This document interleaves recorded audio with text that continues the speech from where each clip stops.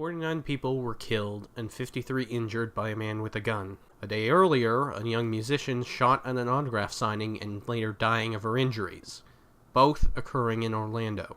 These are the facts, the unchanging details that loom over us. We all likely have heard the stories about mass shootings happening on a regular basis in America. How can you not?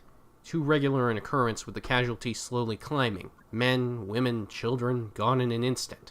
The perpetrators dead, no longer around to face justice for their inhuman crimes. And when the world asks for something to be done, when politicians in the right place, at the right time, put forth measures to help improve the situation, what happens? They fail. Let me be clear. I am completely and utterly in favor of increasing background checks for gun licenses and sales. I'm even more in favor of just outright banning assault rifles for civilian use. There's no practical reason to have them. They tend to make these kind of terrorist attacks worse, and last time I checked, we weren't living in the goddamn Mad Max apocalypse where packing heavy firepower actually makes sense. But those things aren't going to happen right now. Same with legislation that protects Americans who identify as LGBTQ+.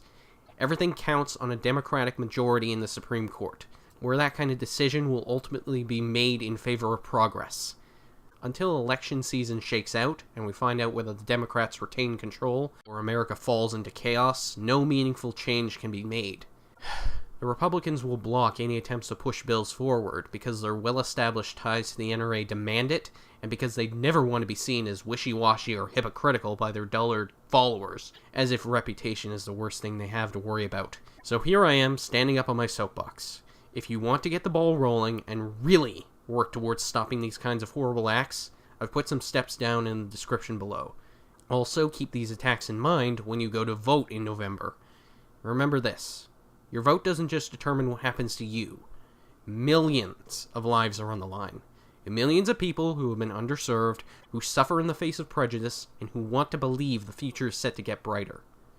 Take some goddamn responsibility. This is Kurt, signing off.